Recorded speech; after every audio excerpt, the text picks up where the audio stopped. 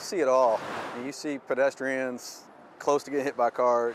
You see cars going through red lights. When you think of the deadliest streets in the country, do you think of Louisville? The Department of Transportation does, ranking as number 19 of the top 20 cities with pedestrian deaths higher than the national average.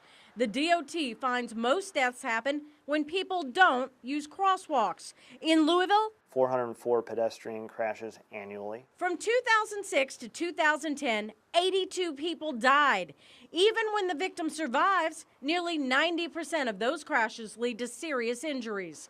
Louisville has several problem streets: Dixie Highway, Bardstown Road, Hikes Lane, and most streets downtown.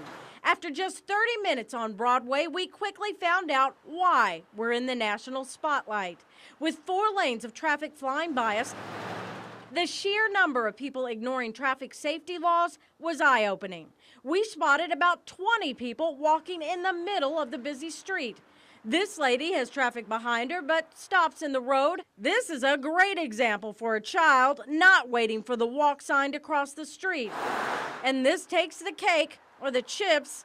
Nothing like crossing while eating and looking down to see how many are left in the bag. We found a few people using crosswalks but not obeying traffic signs. Running on red doesn't make it okay. Finally, this woman obeys the sign.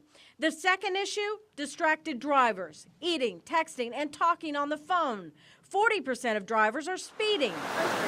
Near his work at 6th and Market, Tim Poole was nearly taken out in a crosswalk by a driver running a red light. I've learned just from 3 years working downtown, you can't assume that people see you, and you can't assume people are going to stop, even if they see you when you're in a crosswalk. We still have a lot of work to do, obviously, to help get us off that list. Rolf Eisinger is the city's pedestrian coordinator. He says the number 19 ranking may be misleading because our numbers include the whole county.